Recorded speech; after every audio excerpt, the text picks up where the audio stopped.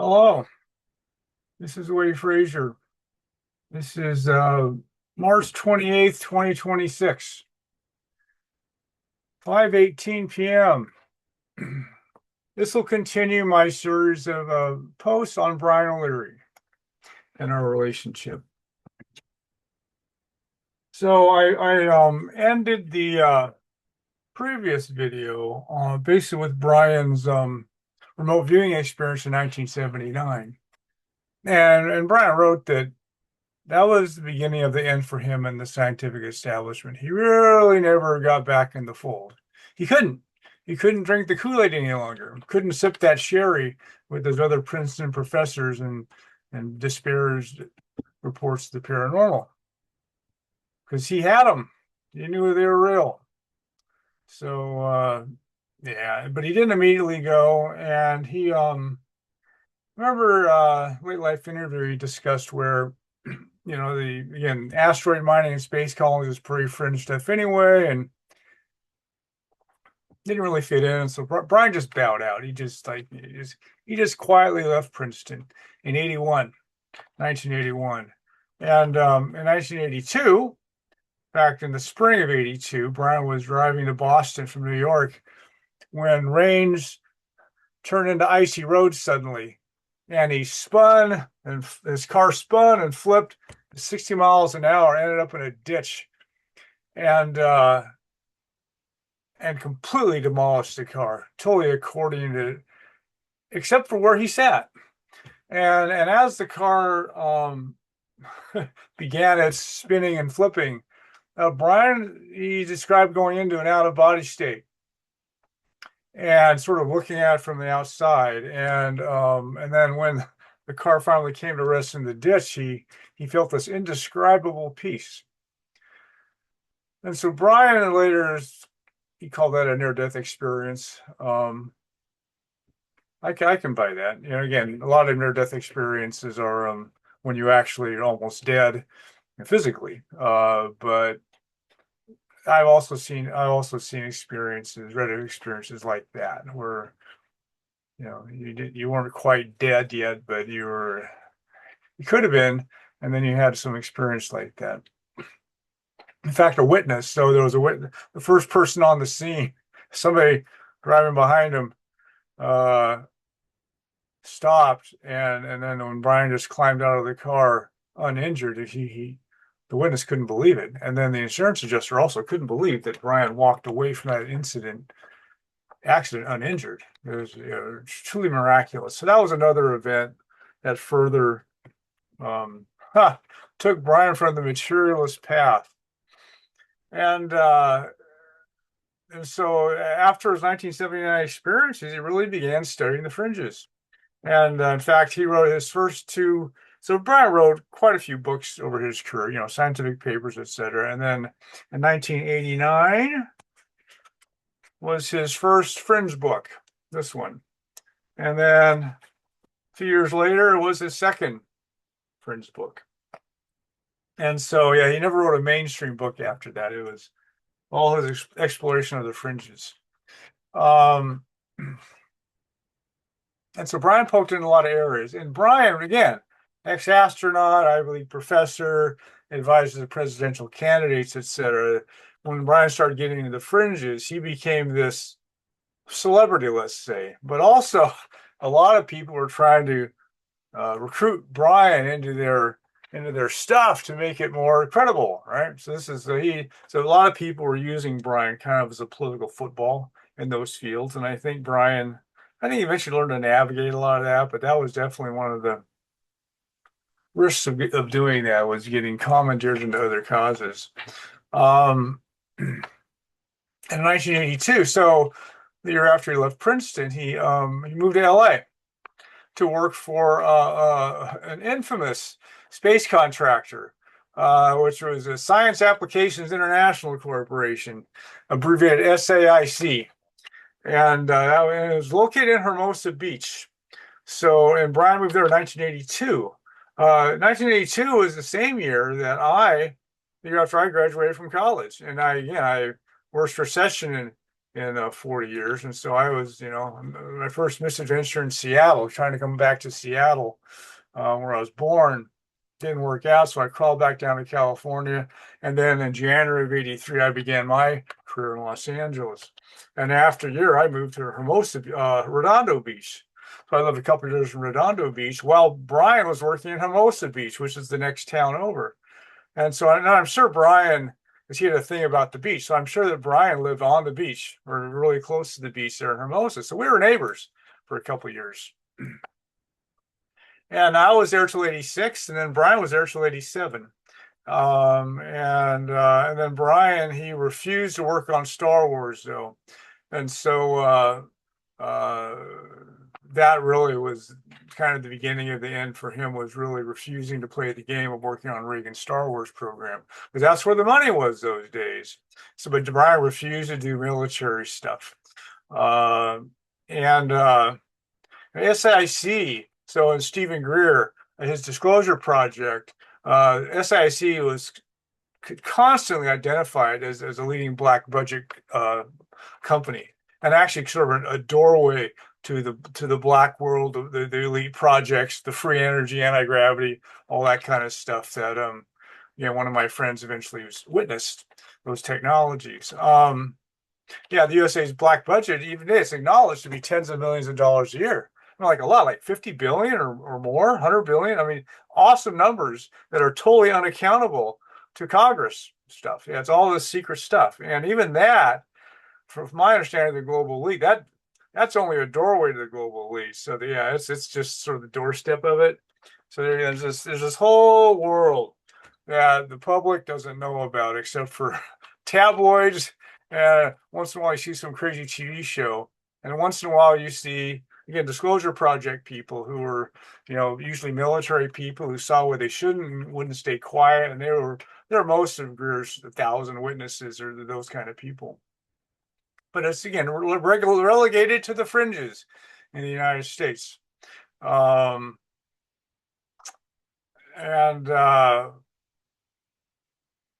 Brian, when he worked at SAIC, so according to Greer, Neil Armstrong and Buzz Aldrin encountered ETs on the moon during the Apollo 11 landings, and Greer was told by members of their families that if Armstrong and Aldrin even spoke about it, that these guys would kill their families. And this is one of I've heard of "we'll kill your families" a few times now. So it's like this is apparently a go-to move of these global elites to keep this stuff under wraps. Yeah, we'll kill you. We'll kill your family. So beats me, but I do know that. So Armstrong always took a very low profile after he came back from the moon, and then Buzz Aldrin was a mess. He had a really bad alcohol problem. In fact, he was in a mental institution for a while, and Buzz was so rudderless that there in the early '80s, he actually tried to sell cars in Beverly Hills. Yeah, and so that's how rudderless Buzz was. He's trying to become a car salesman until Brian rescued him. So Brian actually got him a job at SAIC then. So back there in the early '80s, Brian got Buzz a job and shared an office with Buzz. So Brian and Buzz shared an office together. Um, and I'll just briefly say that I'm definitely aware that astronaut encounters with UFOs have definitely been covered up. And so, and I've got like 1 degree of separation from one of the astronauts on the ISS who divulged privately that the ISS for 2 days there was some UFO craft that was parked next to it, blocking their egress from the ISS. And so this stuff, and again, I could go on, but it's a thing where I've just seen enough of that kind of stuff, heard enough of that kind of stuff from, again, very credible sources that I'm like, okay, because, and again, biggest cover up. And again, to me, the UFO ET cover up is joined at the hip with the free energy cover up. They're both, again, and for me, The ET stuff isn't as big news as free energy is. ET stuff just changes our story. Free energy changes our world. So yeah, free energy is a bigger deal than the ETs, in my opinion. Um, so anyway, so yeah, Brian got Buzz a job at SAIC. In fact, you can go on the internet and see that Buzz writing papers with SAIC as his employer. Yeah, so Brian was the one who got him the job. And if you share an office with Buzz, do you think you might have asked him what it was like on the moon? Well, Brian sure did. And Brian knew a number of moonwalking astronauts. I'm sure Ed Mitchell was another one. And Brian, when he would ask them what it was like on the moon, he would get these kind of strange cryptic replies. Really odd. And so anyway, so Brian really started wondering about the moon landings when he would get these weird answers from the astronauts. So anyway, and that I'll get into that a little in the next post. I'm going to cover that a little more. And then Brian, he got sort of sucked into the face on Mars issue. Again, being the astronaut that was going to go to Mars, etc. He was approached. In fact, I think he was at SIC when that happened. He was approached to look at the so-called face on Mars image that was taken there in '76. Um, I don't. In fact, I'm skeptical. I'm quite skeptical that the face is of artificial origin. I think it was just one of those, funny rocks. It looks sort of like a face. You look at it a certain way. But image analysis professionals did a lot of work on this 1976 image, which was low resolution. So definitely it was, the better images that have been taken have shown it is not quite as face-like as the '76 image. But Carl Sagan, so Brian's old colleague Carl Sagan, um, he was sort of like the patron saint of the so-called organized skepticism, and he was Mr. Debunker. He debunked stuff all the time, but he really did a sloppy, shabby job of it, and really the stuff that gives skeptics a bad name. And in fact, in Parade magazine, in fact, I remember reading the article when it came out, thinking, oh, there must not be anything to it. And Sagan did a debunking article in Parade magazine, which everybody got in their Sunday newspapers back then. And he suggested that a data error dot in the image. So when you take these images, those images were being taken, there was data loss, and so there'd be little dots, on the images. Well, so everybody anything about the images knew those dots were just data errors. And in fact, anybody who's analyzing the images, the first thing they would do is they would take out the errors and interpolate the data and replace the dots with interpolated data. But Sagan suggested that the error dot is what gulled these researchers into thinking it was a face, because one of the error dots is where one might fancy a nostril. So, and it was really blatant propaganda. No image analyzer was gulled by that data error dot thinking it was a nostril. And again, that was standard Carl Sagan. And I don't want to get into Sagan today, but in fact, that kind of behavior really sort of drove a wedge between him and Brian. Really, they were pretty estranged by the end of Sagan's life. And then at SAIC, Brian again he stayed away from Star Wars, but remember he talked about briefing Wolfowitz and Pearl, those infamous neocons who flogged the invasion of Iraq. And he thought, and again, his encounters with them were strange. He was like, those were some strange guys. So so Brian, he rubbed shoulders with a lot of those kind of people, and he had some dismaying encounters, let's say. So back in 1987, when Brian was in his last year at SAIC, and it was just before he got vested for retirement benefits. So yeah, Brian later told me if he'd have played the game at SAIC, he'd have retired rich, but he refused to play the game. So yeah, SAIC. So he got laid off in '87, and then he scrambled the rest of his life. That was his last job, really, for the establishment, and that was it. And he scrambled the rest of his life. Went bankrupt. All sorts of terrible things happened to Brian after his SAIC days. And but but in '87, so when Brian was, his last days at SAIC, I was in Boston, his hometown, pursuing free energy. So again, this is where Brian and I are neighbors, and I'm going to his hometown. And again, just there are so many overlaps in our lives, which again, I've had so many things like this happen in my life where I'm realizing that it was my friends at work. Yeah, no accidents. So this was a bizarre, really strange the way my life and Brian's would parallel and not yet intersect, but they soon would. Um, and Brian still wrote mainstream books back in his SIC days. Yeah, Joint Mission to Mars with the Soviet Union was one of Brian's books. Um, yeah, he was a Mars guy. And Brian's first Friends book that was written in '89. And I moved to Ohio in 1990 after my adventures with Dennis and my ruined life, and I started hitting the books, starting to put my life back together. And when I began my days of study, and as I've been discussing here in my previous videos, and I've written about this for a long time.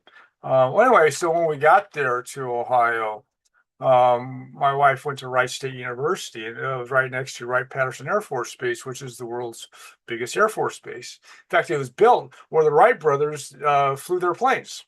So the Wright brothers, lived in Dayton. Kitty Hawk was just the first event, the first flight, but they then came home to Dayton, and they kept refining their planes there and flew over Huffman Prairie, which is on the Wright-Patterson Air Force Base grounds today. So anyway, so Wright-Patterson Air Force Base, built where the Wright brothers flew their first planes, and were ignored by the media and scientific establishment for 5 years, declaring heavier than air flight impossible. Yeah, as they refused to watch these guys flying through the air. So we joined a one spiritual gathering, gather once a month at a woman's home. We did that, and then we joined the local chapter of what's called the U.S. Psychotronics Organization. They're called USPA. And so we joined the local chapter of that. And I began interacting with people in the free energy field. In fact, I would say more than I did with my days with Dennis. Anyway, yeah, so I started interacting with people who had devoted their lives to free energy pursuits and stuff. So this was that was cool. And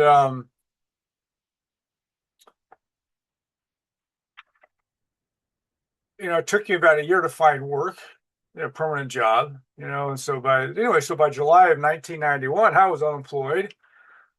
I got my job as a trucking company controller, literally just a couple weeks after meeting Brian. So what happened was I worked at they had the national conference for the USPA right there in Yellow Springs, which is this hippie enclave, a liberal arts college there, literally in the shadow of Wright-Patterson. It was one of those really strange anomalies, and I'm sure there's a lot of mystical stuff around that, why a place like that would be next to Wright-Patterson, the world's biggest killing machine.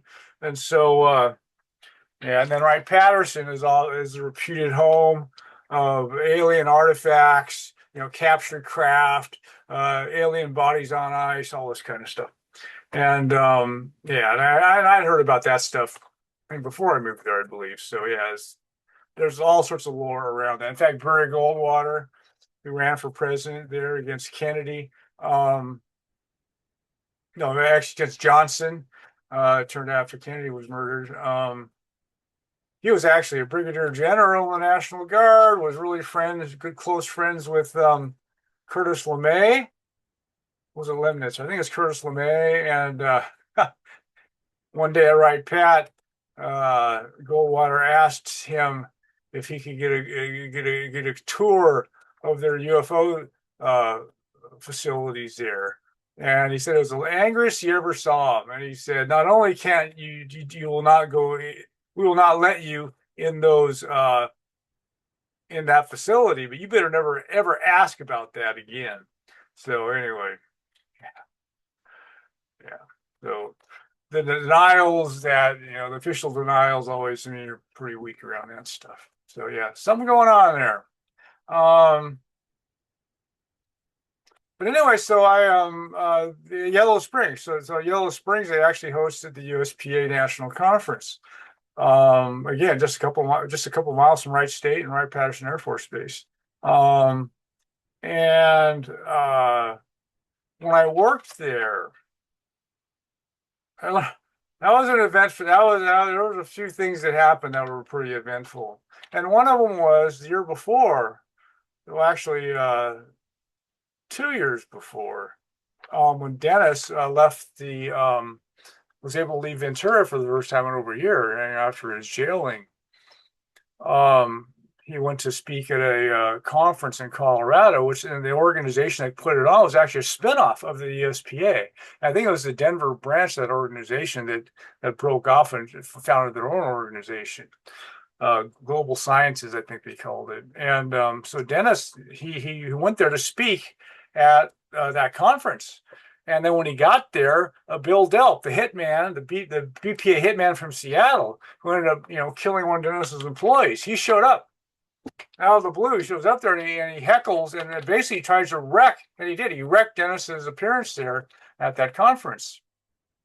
And anyway, I remember when that happened. I mean, I heard about it. And I was like, well, how the heck did Delp know about it? How did he? I mean, what happened? I mean, why was he even there? How did he find out about it? This kind of thing. And so when I worked at the registration desk at the national conference there in Yellow Springs there in 1991, I had access to the member list, and I quickly flipped to the deeds, and there he was. There was Bill. So he was a member. He had been a member. In fact, his membership had just lapsed, and I think after his performance at that conference, then job well done. I'm sure he got some kind of bonus for that. But it answered my question of why I showed up. Yeah. So in fact, years later, in fact, when I was with Dennis again briefly in 96, 97, I remember reading an article about how these new science organizations are riddled with people like Bill, people who work for the CIA, people who work for the global elite. Again, it's riddled with spooks, and this is the reality of it. In fact, the CIA people, when they would show up, they actually have to have. I remember they actually have to have somewhere identification, and they actually wore a pin that said they were CIA, but they would cover it with the lapel of their shirt or coat, so they meet the letter of the law, but still hide their identities, and they're really CIA people and stuff. Yeah, it's all this. Yeah, I could go on about that stuff. So yeah, so anyway, spooks are crawling all over these kind of organizations, and yeah, and again, Dennis and I are our greatest energy show and stuff, and in the audience would be people trying to take us out, spooks and thieves, and as I've said recently.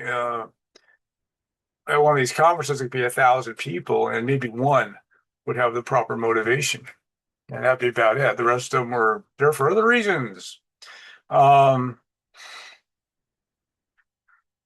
So during that conference, again, I just worked the registration desk, and then I listened to some of the presentation. I listened to some of the presentation, just a couple, because I was working. So actually, one of the things they did was have me ferry speakers to and from the airport. And one day, I was assigned to go pick up a guy from the airport, and there was some guy named Brian O'Leary, who I'd never heard of. So, but I didn't know anything about him. And so I was just told to go to the airport and pick up this guy named Brian O'Leary. So I was like in the movies, I'm holding up some sign, Brian O'Leary. And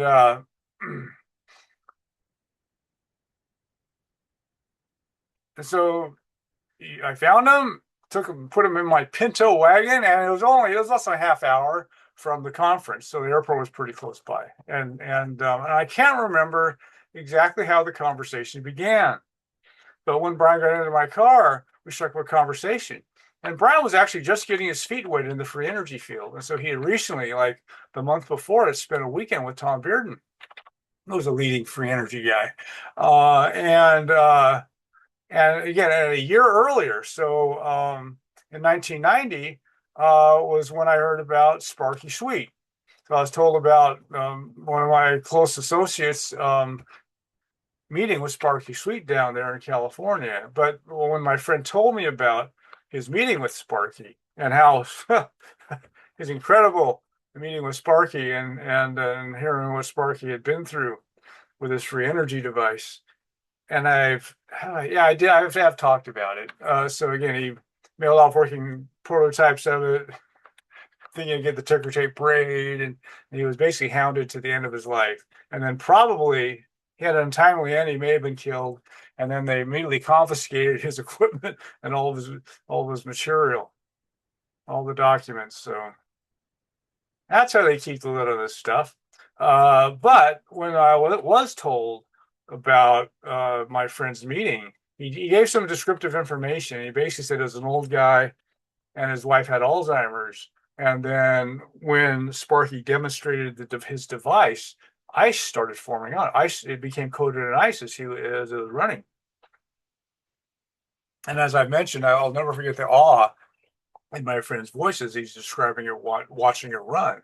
And this guy was an international expert on electricity, and he was going, "This stuff shouldn't have worked." And there it was, and it was like, yeah, he was totally blown away by Sparky's demonstration. So anyway, I'm not kidding. Brian was in my car for probably less than a minute. And I asked him if he knew of a free energy inventor who was an old man whose wife had Alzheimer's and his energy device became coated with ice as it ran. And Brian immediately said, "Oh, Sparky Sweet." So that mystery was solved. But I forgot. I promptly forgot about Sparky's name after that. For the next decade, I really didn't think much about it. I just said, "Oh, okay, know who it was." Yeah, I did not. In fact, I did not know till maybe 15 years ago that Sparky actually lived only an hour away from us there in California. He was in the San Fernando Valley, just an hour's drive from our office there in Ventura. So he had a front row seat to what happened to us. It was terrified. He was terrified of what happened to us. And so, at that point, I just totally forgot about Sparky. In fact, I asked Brian about Sparky 10 years later, which I'll get to in a future post. And Brian told me about Sparky's grim end. Anyway, so I'm not kidding. But 10 minutes after we drove away, or 50, some number like that. It wasn't very. It was probably 10 minutes or so. We drove past the front gates of Wright-Patterson. So yeah, the freeway went right past the front gates of it. And in fact, I remember looking over at the front gates as I'm driving Brian, and we joked about. I can't remember who started this, but we joked about loading up a couple of busloads of conference attendees and driving to the front gates there and asking for a tour of Hangar 18 and the Blue Room, which are these, legendary ET facilities. They should make a movie of that scene, so still laugh about that. Anyway, so Brian, though, at the conference, I did not hear his speech. I was busy doing other stuff, but Brian gave a speech at the conference, which was about the need for a new science, which was basically free of materialism, because materialism is a religion. So Brian, his stance was materialism is, again, it's a belief system. It's not reality. It's really not science. It's not scientific to adopt a materialist stance. It really isn't. And again, Brian had enough experience to know that the materialist stance was wrong. It's false. It's like, yeah. And this is what I learned when I was 16. Brian learned was 39. Yeah, materialism is a religion, a false one. So a lot of, again, the overriding ideology of establishment science, the materialistic perspective, really stunts science.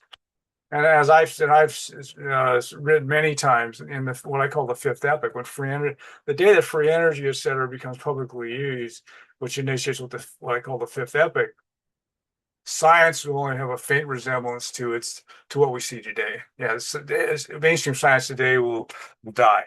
It won't look like what we see today.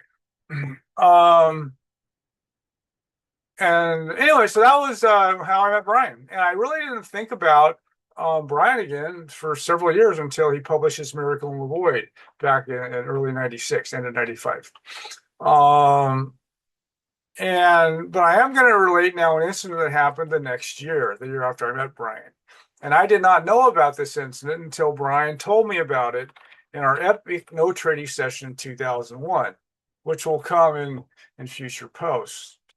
So Brian in 1989, Brian co-founded with Maury Albertson, and Maury Albertson was the co-founder of the Peace Corps.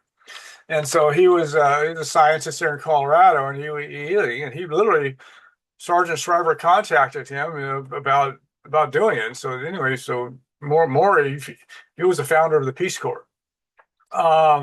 Anyway, and Brian and Maury co-founded um, a new science organization called the International Association for New Science. IANS. I don't pronounce the acronym, but INS is an abbreviation for it. And the year after I met Brian, IANS hosted a UFO conference in Colorado. And they brought together the world's 50 leading UFO experts for a private gathering.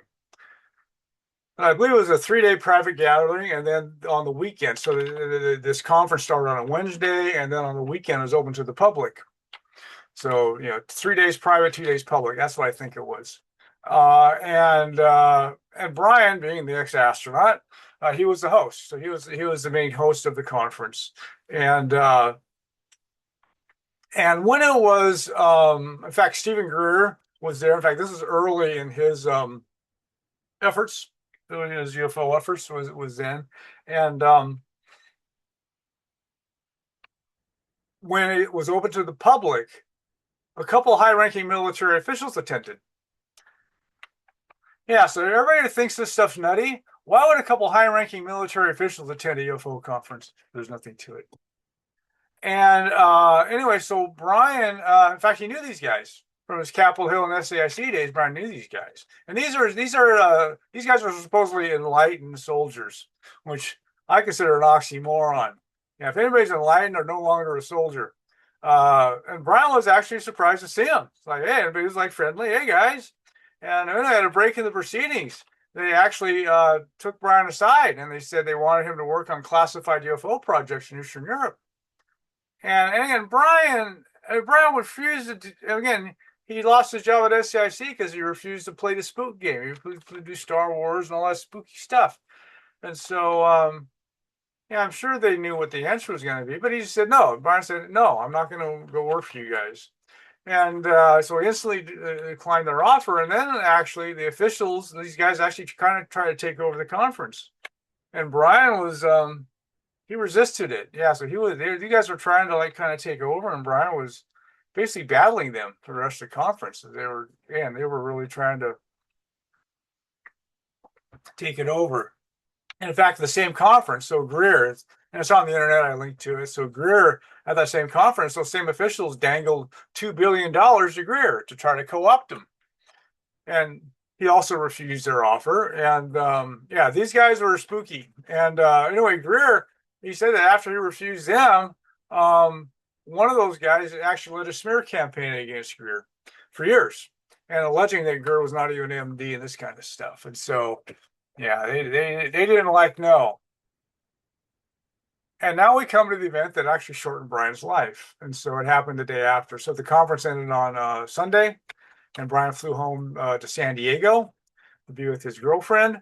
And Meredith, who, I don't know if they ever got married or not, but Meredith was with Brian for the last 30 years of his life, something like that. No, last 20? Yeah, probably last 20 years of his life, maybe more. Anyway, so Brian got back and relaxed with Meredith, but he got in bed, and then all of a sudden he started feeling he got this bout of nausea, and he got up and went into the bathroom and was sitting on the toilet, and all of a sudden he felt this. He saw this kind of red flash, and he had this blinding pain, and he collapsed on the bathroom floor. In fact, bumped his head, broke his head open, falling on the floor.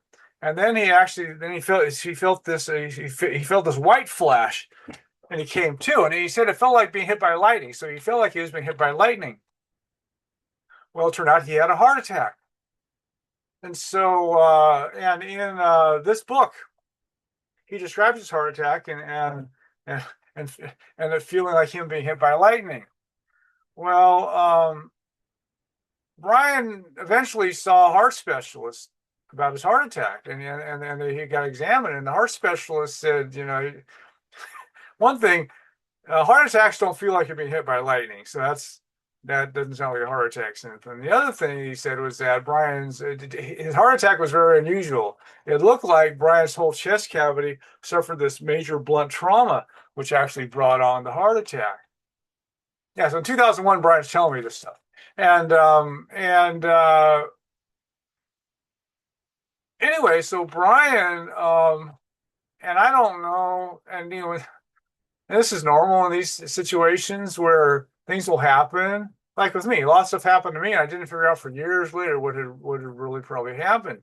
And I think the same thing happened here with Brian. So I think it took him years to kind of finally figure out what happened, what probably happened.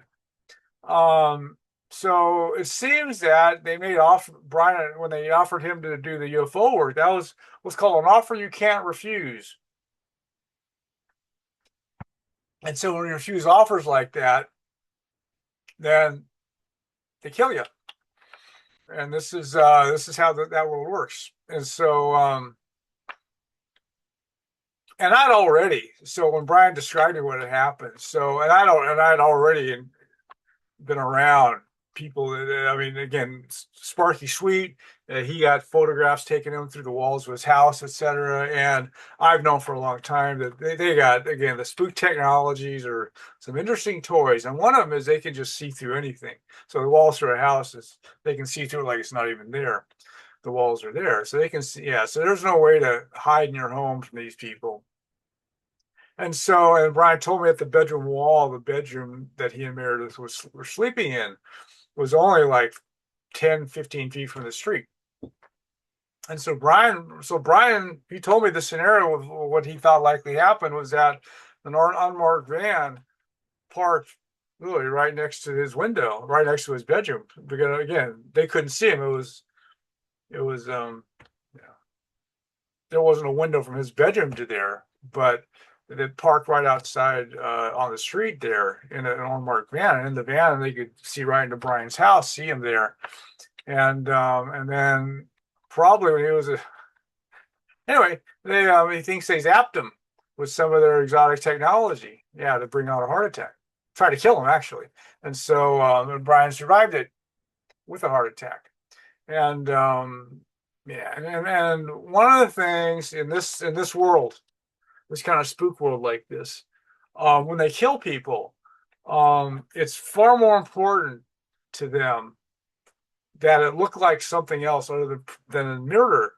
And so they take great pains and stuff to set up these scenarios where it looks like a heart attack or an accident or a random murder and these kind of things, cancer, etc.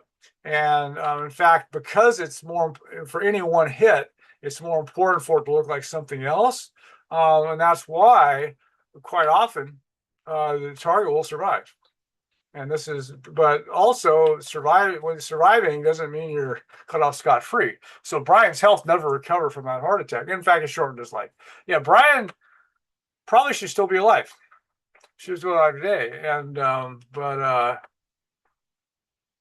he isn't. He died back in 2011 after a second heart attack. Anyway, so yeah, in these areas, I hear about heart attacks or strange cases of cancer or some terrible accident or your tenant beats you to death over the rent or all this kind of stuff. And in this field, it's common. In fact, Brian eventually collected, again, I don't think Brian or I want to collect those kind of stories, but it just comes with the territory. And Brian eventually heard about 25 dead inventors in the free energy field. He heard about 25 dead inventor stories, all sorts of untimely ends. And in fact, Brian, he never talked about this publicly. And in fact, he felt that if he did, Boots would finish the job. So he was terrified about going public for the rest of his life about what he thought happened. And Greer mounted congressional hearings in 1997 around UFOs and had all these witnesses testify. And then literally just weeks later, he and his whole team comes down with some strange advanced forms of cancer. And Greer was the only survivor, so several people died. And then, and Greer actually is a very talented psychic, and he saw that they were actually psychotronically implanting cancer onto them. Again, very exotic tech to do these kinds of things. But yeah, so you put on a congressional hearing on UFOs, and the next thing you know, everybody's dying of cancer. What a coincidence. So yeah, really common. And again, Dennis, my God, Dennis Lee, my old partner, Dennis should be dead dozens of times over. Not all from spook attempts, but some were. Some were this again clandestine ways. Death by inmate was what they tried to do on Dennis a few times. Um, and but most of Dennis's brushes with death just came from his Indiana Jones journey, from being in Vietnam to having mobsters trying to kill him, and all this kind of stuff. So almost being killed by VA negligence when he was paralyzed, and et cetera, et cetera. Um, and then Brian, and this is back to the 1% conspiracy, 99% complicity. So this Eons that he co-founded with Maury, um, Brian soon found himself kicked out of it by other board members. Yeah, so here's Brian, he's the founder. You know, he almost dies from putting on a conference with these guys, and then they kick him out of the organization. Yeah, and that's not the last time Brian would kicked out of an organization that he founded, which will come later. One of he and I co-founded, he got kicked out of that also. And this is yeah, so we do most of the bad guys' work for him. And this is what I learned during my days with Dennis. And so how it works. So anyway, that's really and yeah, these posts on Brian, it's gonna be probably at least four. We'll see if it's more, I don't know. But I have a lot more to talk about. So anyway, so that was yeah, that happened in 92 when Brian had his heart attack. And he kept going, kept traveling the world. In fact, he really started beating the free energy path after that, which is what I'll get to in the next post. So that's all I have for now. Bye.